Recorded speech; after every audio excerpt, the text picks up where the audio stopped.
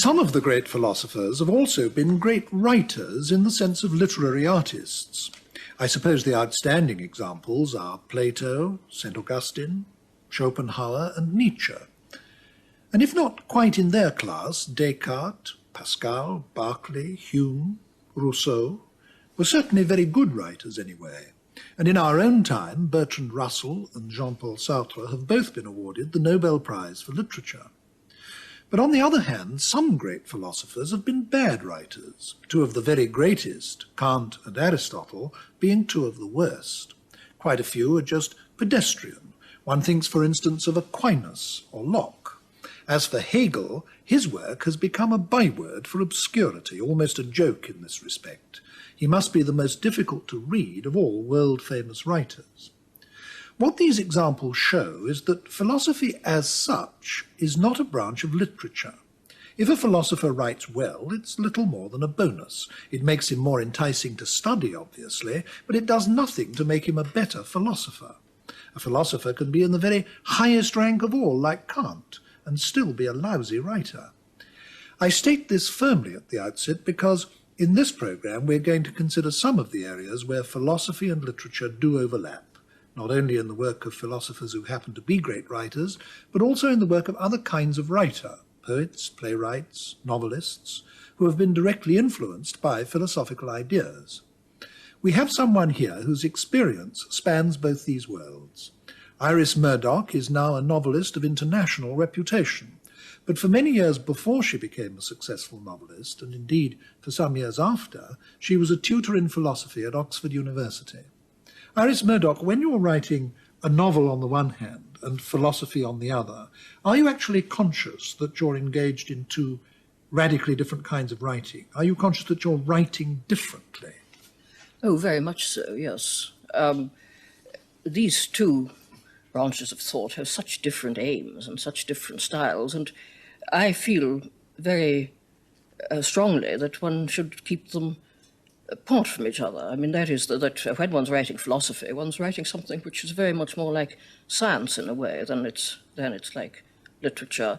And literature, of course, has its own rules and its own tricks, and philosophy aims to clarify. In fact, it's essential to philosophy that should be, in some sense, clarification, and literature is very often mystification, and besides, literature is for fun, literature entertains, literature does many, many things, and philosophy does one thing. It seems to me, having read many of your books, including your philosophical books, that the actual sentences themselves are different. I mean, what strikes me if I read one of your novels, the sentences are, so to speak, opaque in the sense that there's a lot in them. There's a heavy cargo. There's lots of connotation and allusion and ambiguity and so on. Whereas in your philosophical writing, the sentences are translucent. They're only saying one thing at a time. Yes, well, I hope this is so, yes. I mean, if obviously one has a style as a writer, and I certainly have a probably recognizable style as a novelist, but my philosophical style would be something totally different, and I would be very pleased if it was impossible to tell it was the same person writing. You said something a moment ago that interested me very much. You said that philosophy, I think I remembered your words correctly, you said philosophy, the aim of philosophy is to clarify, and the aim of literature is to mystify. And I suppose it's central to what the novelist or the playwright is doing, that he's actually trying to create an illusion, whereas it's central to what the philosopher is doing, that he's trying to dispel illusion or pierce through illusion or liberate his and our minds from illusion. Is that an essential part of the difference? Yes, certainly. And philosophy is to do with getting hold of a problem and holding on to it relentlessly and doggedly. And this is the mark of a philosophical mind, this particular relentlessness, the fact that you stick to your problem. Yeah. With the making of the contrast in mind, let's deal with these one at a time. I mean, how would you characterize literature as distinct from philosophy in this context? Well, I don't think one can offer exactly a definition of literature, nor is it necessary in place here. Shall we say some of the characteristics? We know what literature is. It's an art form using words, and I would say that literature is art by definition, and the point at which I mean, one could define it by contrasting it with, say, journalism or something, though I dare say great journalism is literature, but there are all sorts of borderlines here. And literature is very, very various. And one thing that strikes one, of course, is that philosophy is very tiny. If you think how small European philosophy is, and we But just the small body of work. You mean? yes, I mean, it's not a vast and multifarious area. No. What strikes one very much, I think, is the way in which the problems which were stated at the beginning are still there, which some people might regard as a proof that one is not making much progress. Well, the philosopher Whitehead once characterised this rather strikingly, didn't he, by saying that all Western philosophy is merely footnotes to Plato. Yes. And there's a sense in which that is true. I mean, Plato mapped out the territory, and we've all been working in it ever since. I think the more one studies Plato, the more one sees that this is true, that he raised practically every problem and raised it in a very sophisticated way. Well, literature is vast and multifarious and multiform. It's not, of course, entirely to do with fictions. I mean, there are kinds of literature which aren't fiction, but historical writing and essays, or and, reflections of all kinds. Yes. But typical literature, as it were, I mean, is stories and poems and so on, is fictional. It is to do partly with playing roles. That this is true to some extent of poetry, and I suppose entirely, almost entirely, perhaps one should say, true of the novel, that it's to do with masks and roles and pretending and imagining in that sense, and storytelling. And in this sense, I think literature is very natural. It's very close to ordinary life, and it's. Well, we all tell stories. We all tell stories. Yes, in the I course think of our ordinary lives. This is the most natural thing in the world. Yes. Telling stories. I mean, one is doing it all the time, possibly without noticing it. If one describes one's day, as it were, one is shaping one's material into a story form. Very often, it's a funny story, incidentally, which I think is a very important fact. Yes, there aren't many jokes in philosophy. No, there are witticisms, Yes. but not exactly jokes. Yeah, I think jokes would be out of place. Yes, And that somehow we live in a literary atmosphere. I mean, we live and breathe literature to some extent, in that when we tell stories or when we write letters and so on, we are making a form out of something which might be formless. And this is one of course, the deep motives for literature or for art of any sort. That one is defeating the formlessness of the world. One is imposing order on one's Yes, one is cheering oneself up environment. and consoling oneself, and also, of course, instructing oneself by giving a form to something which is perhaps alarmingly formless in its original condition, a sort of rubble, as if we lived in a kind of rubble world, and one's always making forms. Yes. When you say one's cheering oneself up, I mean, that brings to the fore the fact that one of the essential aims of literature has always been to entertain, hasn't it? Yes. And I don't think that has anything whatever to do with the motive of philosophy. No. I think it may be that philosophy also cheers us up, of course, because philosophy is the imposition of form on the formless in a vast way. But I think this is something which, insofar as the philosopher might be aware of this, it's something that he would be suspicious of in himself, because one's temptation to produce a hasty form or an inappropriate form in order to console oneself. This temptation is one that the philosopher, of course, has to avoid. And I think the good philosopher is always undoing his own work. This is part of the holding on to the problem, being dogged and relentless, which would also, of course, militate against certain kinds of literary devices, because it means that one has to repeat oneself, that philosophy is repetitive, it's coming back over the same ground and breaking the form that you've made. And you've made a number of points here, especially in your characterization of literature, which by implication contrast with philosophy, but I'd like now to, as it were, draw out the contrasts explicitly. For example, you said just now that, and I think it's a striking fact about storytelling, you said that it's natural and that we all do it and it's part of everyday life, and certainly we all like being told stories. Whereas I suppose by contrast, philosophy is, as it were, counter-natural. I mean, philosophy involves essentially the critical analysis of one's beliefs and the presuppositions of one's beliefs. And it's very striking that people actually don't like having that done to them. None of us do. We don't like being analysed, and we don't like the assumptions on which our beliefs rest being questioned, because it makes us feel insecure and uncomfortable, and we all have a strong resistance to doing it. Yes, I think it is a very counternatural, a very unnatural activity. And when one starts doing philosophy, I mean, well, I notice this, of course, in teaching philosophy, that people are very reluctant to play this game, or cannot see how it's done at all to begin with, because it involves a very odd sort of standpoint. It's notoriously difficult to define philosophy, of course. If somebody doesn't know what this activity is, it's very difficult to say what it is. It's to do with conceptual structures, to do with very deep structures of belief and knowledge, to do with meaning, significance. It's partly, of course, to do with words, in the sense that it's about how language relates to the world and that sort of thing. And it's not science, and it's not art, and it's very important that it's not science, I think, don't you think? I mean, that as soon as you start doing science, you're falling right out of philosophy. It's a kind of point of view which, although the style may be scientific, the actual, what you're doing is certainly not science. It's a kind of a reflection on concepts. Yes, well, Bertrand Russell once said that it's the questions that we don't know how to answer, and I think Isaiah Berlin and other well-known contemporary philosophers also take this view. And it means looking at things which one takes for granted and suddenly seeing that they're very, very odd indeed. Yes. But the one thing that philosophy does have in common with science, I think, is that it's based on an attempt to understand the world and to understand our environment and to understand our situation in a way that doesn't consist just of expressing personal attitudes and personal views. There is an attempt to, as it were, submit oneself, and this was implicit in something you said just now, I think, to submit oneself to criteria outside oneself.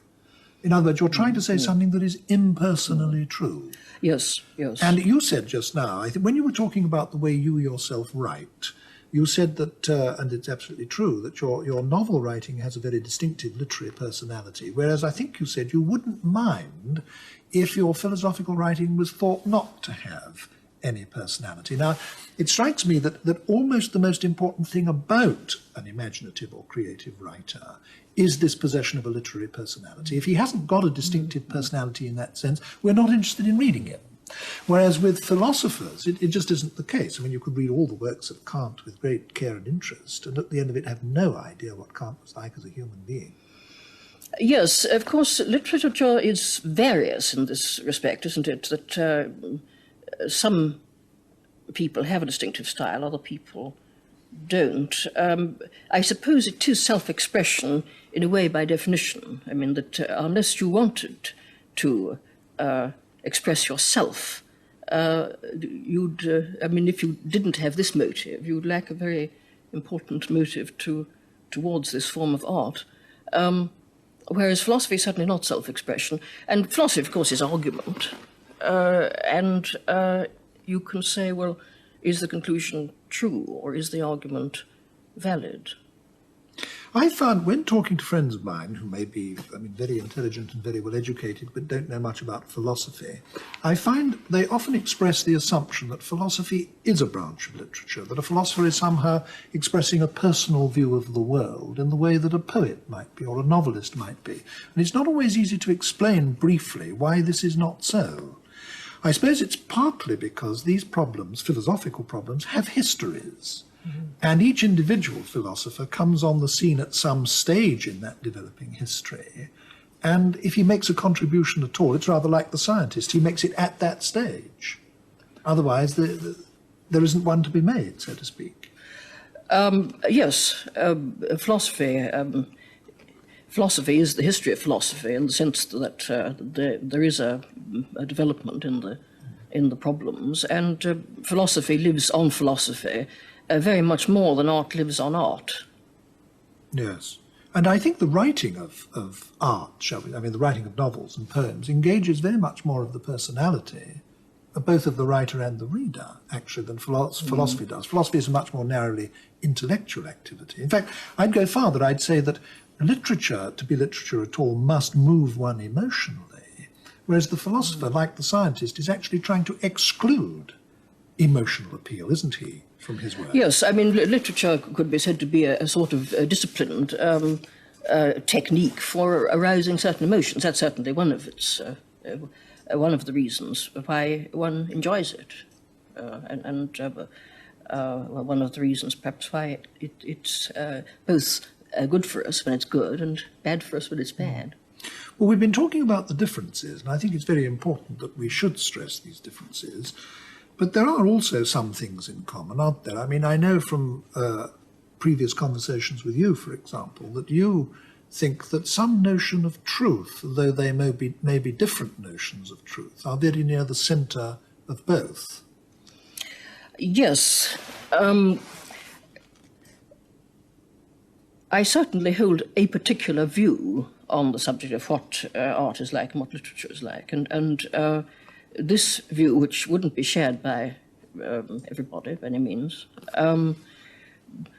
would assimilate philosophy and literature just in that way. That is, I think that this may be perhaps the only important thing they have in common, but it is important that they're both connected with truth, that they're truth-seeking, truth-revealing activities in some sense, and they're both, I mean, it's always illuminating in a particular thought form to say, well, how is it criticized? What kind of critical vocabulary is directed against it? And I think that the question of truthfulness comes into criticism of literature as well as criticism of philosophy. Could you say a little more about this? Because I think this is particularly interesting.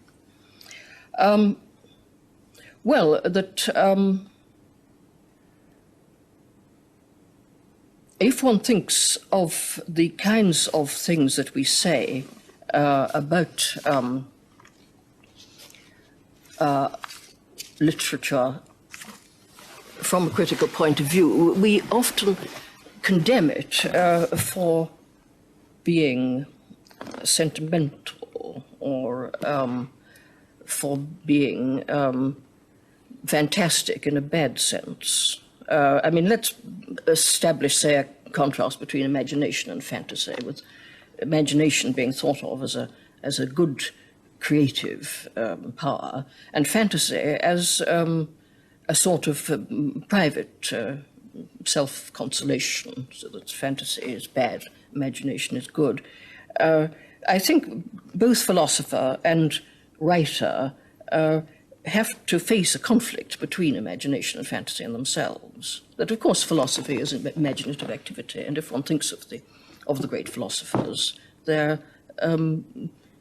very often picture makers. They're people who produce enormous metaphors and pictures to explain things.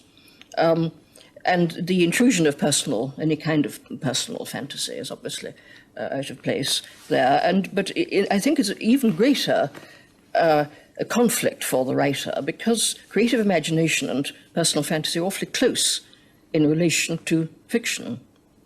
I mean, the obvious sort of example is the case of the novel, the bad novel, which turns out to be simply a fantasy of how the hero, who's the writer, triumphs over all his enemies and is loved by the girls and so on, yes, and becomes rich and so forth. And this kind of fantasy is a menace to the creative imagination. And in condemning art for being fantastic in this sense, one's very close to saying that it's untrue, that it's saying something which isn't true. Now, that conception of truth, though, is different, isn't it, from what the philosopher is trying to get at, is it not? Well, the philosopher is dealing with truth in a kind of positive sense, in that he's trying to solve certain problems finally. Whether he ever does is another question, but I think there are certain philosophical problems, for instance, about perception, which perhaps have been solved. The writer has a whole lot of aims. I mean, this is what, of course, makes art so interesting, that it satisfies a great many human activities and instincts. It produces happiness in the creator and in the client through doing a whole lot of things at the same time. But one of the things it does, and this is, I think, is important and comes up in philosophical theories about art, which perhaps we might consider in a minute. There is, I think, a mimetic aspect. What do you mean by literature. mimetic? That is, that it is imitation of nature, in some sense, that literature is about the world. This might seem to be obvious, but of course it isn't obvious, in the sense that a lot of people would challenge this remark and say that literary art is not mimetic. The same kind of question, of course, can be asked about painting. Music is an odd man out, I think, in this particular discussion. But I think that there are many parallels between painting and literature, and these are sometimes illuminated. You can see something more clearly, perhaps, in the case of painting, which you then can transfer, as it were, to the case of literature. You suggested just now that we move on to considering philosophical ideas about literature, and I think it would be very interesting to do that. Which of the philosophical views of art that there have been would you pick out as being the most interesting to consider?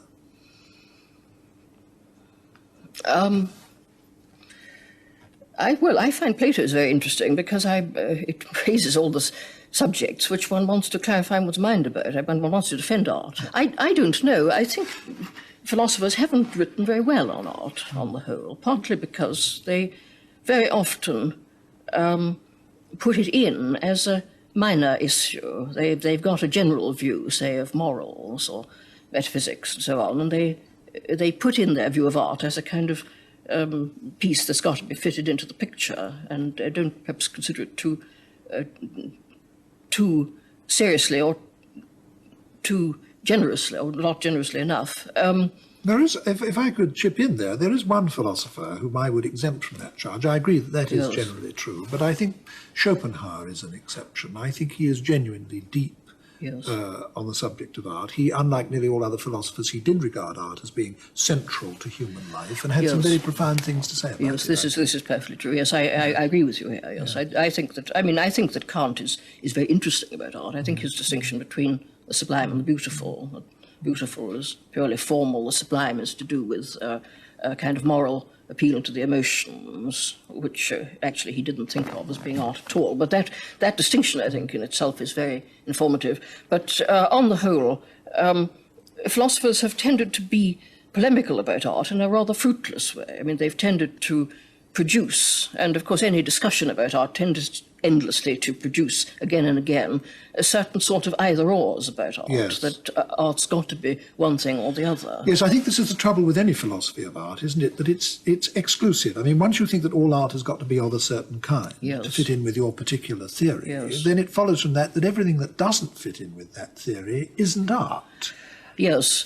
I think this, fortunately, artists don't pay too much attention to philosophers. They just carry on. But I think philosophy can be damaging to art in the sense. I think the people it damages, of course, are students who long to have theories. I mean, one sees this very often, that young people long to feel that art, too, can be explained, or the aim of art can be explained. I mean, there's these very familiar sorts of fights, or either-ors, that should art be for art's sake, or should it be for society's sake? And this, this is quite interesting too, because again, if one's instincts are to reject this choice, which mine are, then to say exactly why can be quite informative. We've been talking up to this point about philosophy and literature, or philosophical ideas about literature. Let's move on now to philosophy in literature. Let me say what I mean by that. First of all, there have been some famous philosophers, or thinkers very like philosophers, like Voltaire, who've also been major novelists. I mean, not only Voltaire, but Rousseau, in our own time, Jean-Paul Sartre. Or among simply famous novelists, there are some who've been obviously very profoundly influenced by certain rather philosophical ideas. I mean, Tolstoy appends to his novel War and Peace a great long epilogue in which he explains that in this novel he's been trying to express a certain philosophy of history. Or if you take another famous Russian novelist, Dostoevsky, he's often described by existentialists as the greatest of all existentialist writers, because he's involved in certain kinds of problem that they themselves are also concerned with. Or one can think of a very large number of examples, can't one? I mean, it's obvious that Proust in À la recherche du temps perdu is deeply concerned with problems about time, which is also one of the traditional problems that philosophers have been concerned with, and so on. Now, what I would like to get at in the form of a question to you is, what sort of role do you think that philosophy can play in literature? In, let us take novels, for example. Well, I think it had better keep out on the whole. I think that people say these things about writers like Tolstoy and Dostoevsky in order to have something interesting to say about them, as it were. I mean, obviously, writers are influenced by the climate of ideas of their time, and they're likely to be educated people who know a little bit about philosophical change and so forth. But the amount of philosophy they succeed in expressing in the book is very small, really. I think as soon as philosophy gets into a novel, work of literature, it ceases to be philosophy. It becomes something else. It becomes a plaything of the writer, and quite rightly. I mean, a pure novel of ideas. I mean, I don't know that it's very likely that it will. The harder the writer works to present his ideas, the less good his work of art is likely to become. I think it's a very dangerous activity. I think that, again, you see the great 19th century writers get away with quite a lot of idea play in their writings, but if you look at it, you couldn't possibly regard it as philosophy. It's idea play. Well, I wonder if I agree with you. I mean, you say that people say this kind of thing about philosophers in order to have something interesting to say. Well, no doubt there is a lot of pseudo-talk about novels of this kind. But I did mention, for example, that Tolstoy himself says in War and Peace that this is one of the things he's trying to do. Or take a major English novel like Lawrence Sterne's Tristram Shandy. I mean, not only was that directly influenced by Locke's theories about the association of ideas, but there's quite a bit about that in the novel, and in terms which obviously refer to the novel itself. In other words, Sterne was quite clearly doing something which he himself related to Locke's theory of the association of ideas. So I think there are, in fact, a number of instances of great novels, I mean, really outstanding novels, where the use of philosophical ideas is part of the structure, is part of what it's about. Yes, all right. Yes, perhaps it's just that I feel in myself such an absolute horror of putting theories as such into a book. I mean, certain philosophical ideas might... I perhaps put things about philosophy into my novels because I happen to know about philosophy. I mean, if I knew about sailing ships, I'd put sailing ships in. If I knew about hospitals, I'd put hospitals in. And in a way, as a novelist, I'd rather know about sailing ships and hospitals than about philosophy. But I don't think that the writer necessarily knows... In fact, you think it's just material? Well, I think, Tolstoy says this, but I don't. Why should we attend to him? We read his books, don't trust the writer, trust the tale. One has to see what he's actually achieved. And I think that, I can only think of one really good philosophical novel, which is Sartre's La Nausée, which I do admire very much, which might be said to be a philosophical novel, which is demonstrating something about contingency. Interestingly, it's a philosophical subject which is very close to the novelist's art. I mean, there's a kind of a good marriage there, as it were, between the novelist's art and the subject. Well, let's take that, shall we? Jean-Paul Sartre's La Nausée. I mean, I agree with you. I think it's a magnificent book, but surely it also articulates a philosophical theory. In fact, my introduction to existentialism, so to speak, was reading that novel, and I thought that that novel actually expressed an existentialist view, and it's rather marvellous. I mean, in the form of a work of fiction. It may well be, as you say, unique, but the fact that it exists at all shows that it can be done, doesn't it? Yes. Yes, you seem to be driving me to say something. I not to say. Yes, I think there's a genuine difference of opinion between you and me, yes. which we simply may not be able to resolve in this discussion. But you, it seems to me, are trying to say that philosophy as such has no place in imaginative writing, except insofar as it can simply be material, like anything else can be material.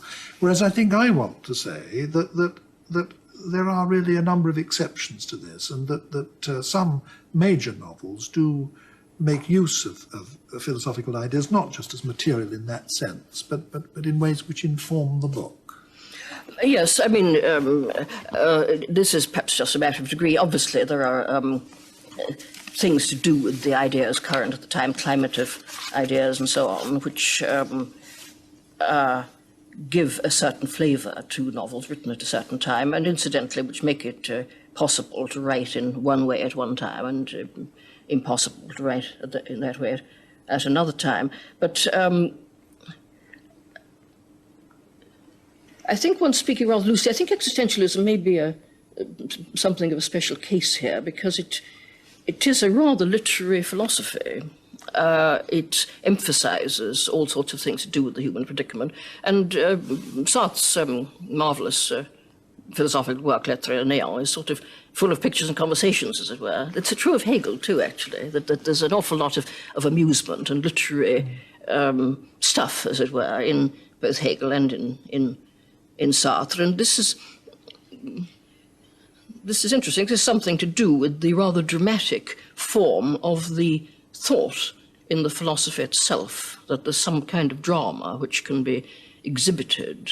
There's some kind of feeling about the world which belongs both to the philosophy and to the novel. But one can see that it's not easy from looking at other works by Sartre and by Simone de Beauvoir, where as soon as the existentialist voice comes in, the work of art is rigidified. Yes, I think it was just a lucky chance that he managed to pull it off in La Nausée. Yes. Well, I think given what you've now just said, I think perhaps we're not so far apart as I thought. Let me raise another kind of question with you, which again, you as a practitioner of both philosophy and novel writing are almost uniquely well placed to answer. One of the outstanding features of philosophy in the 20th century, especially in the Anglo-Saxon world, has been a completely new kind of concern with language, hasn't it? And self-consciousness about language.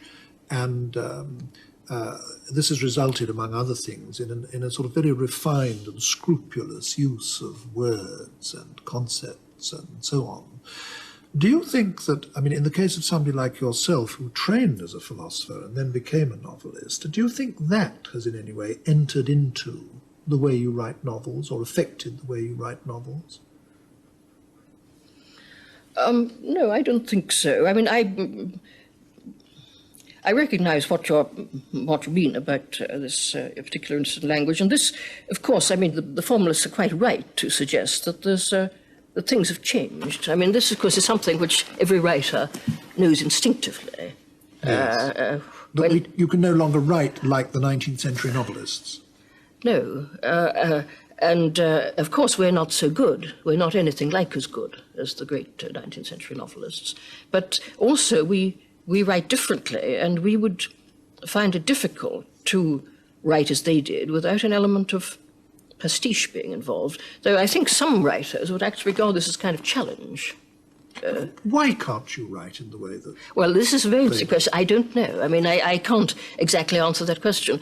I mean, the obvious differences one has in mind here, of course, are things to do with the standpoint of the writer and the sense in which the way in which he inhabits the consciousness of his characters, his relation to his characters in this sense. I think, I mean, perhaps something one might say in a minute is that, of course, the author's relation to his characters reveals a great deal about the author's moral standpoint anyway. But this is a technical point, really, about the author's relation to his characters, that now unless he's playing some kind of game, and of course the formalist would say he's always playing game, and the more games he plays, the better. But I would say, unless he's playing some kind of game, he will instinctively express himself in a way which is different, that he will inhabit the consciousness of his characters in an absolute sense. He won't describe them from the outside. He'll describe them through consciousness, or if he suddenly describes them from the outside, this will be an obvious literary device which will hang up the reader for a moment.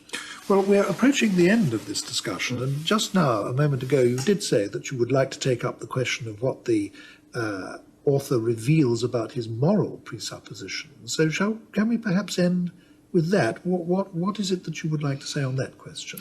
Well, this would be part and parcel of my view of literature, and indeed my view of art, which is that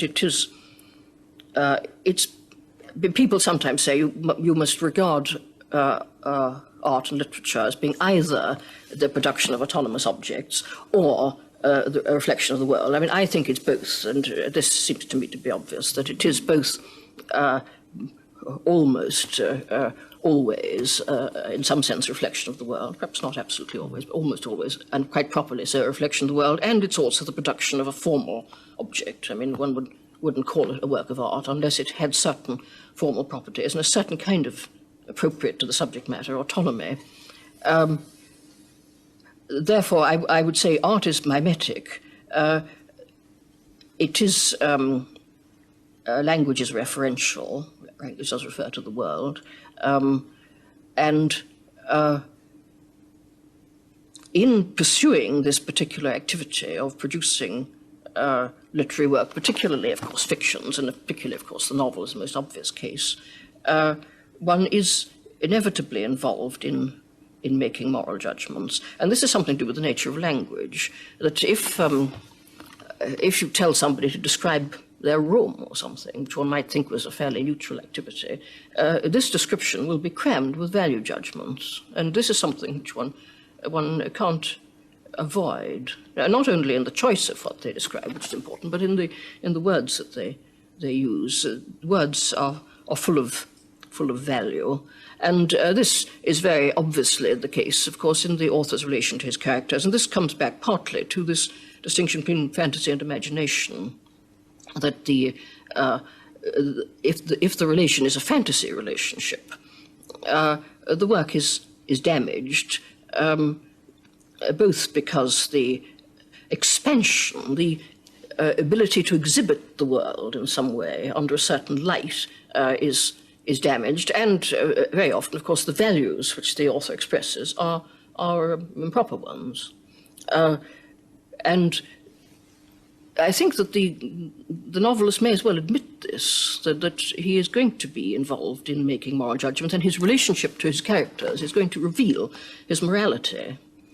So that there is a kind of moral challenge involved in art, both because of at a prior stage, in the self-discipline of the artist, expelling fantasy and looking at things other than himself, which I think art is very much concerned with, removing a veil of fantasy, which normally perhaps wraps one's head as one gazes at the world, and looking at the world without this fantastic cover, that the artist is concerned to see what is other than himself, and in a sense to respect it, and to have the self-discipline to check the rushes of fantasy to which he may be subject. This is the work of imagination then creates a kind of space, and one does have a kind of feeling of imaginative space in great works of art, as if one was standing in a big hall or something. And at the prior level, he has to do this, and at a secondary level, when he's actually creating the work, he will find that he has to judge his characters, and he has a way to take sides. And this can be done, of course, in many, many ways. And, of course, ambiguity and mystification and so on come into this. And the author, who, of course, is enjoying himself all the time, as well as giving pleasure, perhaps, to the reader, or aiming to entertain or even instruct the reader, the author can play all sorts of mystifying games with the way in which he reveals his characters. I mean, Henry James is full of such games, for instance. But the revelation is there, and the judgment is there. And of course, what the author is doing all the time he's doing that is largely unconsciously revealing himself. Yes, yes, and this, of course, the unconscious self-revelation is at its most obvious in bad art. And I think, I mean, to stick to this question about literature and the world, I think that the writer is engaged over a very, very large area of his personality in his writing, and that the writing and the work of art is judged against the background of the real world, and by the real world, I mean the common sense real world, not some kind of recherche real world, which would need special implements to discover, but the world which we take to be real in ordinary life and in common sense. Does this mean that imaginative writing must, although it's imaginative, be rooted in some kind of respect for things as they are and acceptance of things as they are? Yes, I think so. Yes, I think that this, I mean, one can play with this idea in relation to painting, and as I said very often, painting shows you something about literature that someone might say, well, obviously painting isn't always mimetic. What about abstract painting? Well, yes, certainly. But I think it's very difficult to judge abstract painting, actually, and I think a lot of funny stuff is appearing now, which perhaps might be very difficult to justify but in any clear critical vocabulary. But I mean, one works at a critical vocabulary while one works at an art. The critic and the artist have a kind of natural organic relationship. But the abstract painting lives in a world which isn't abstract painting, and it's connected with that world in deep ways.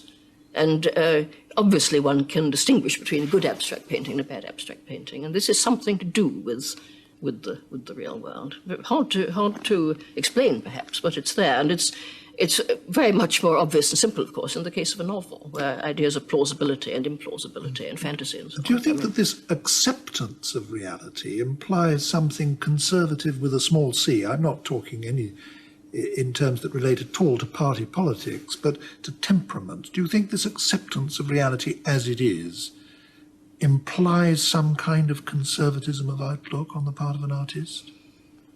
It's an interesting point, yes. I'm not sure. I mean, to try to illustrate perhaps more clearly just to myself this thing about common sense being involved. There are philosophical ideas which sometimes get picked up by writers. For instance, the whole collection of ideas connected with the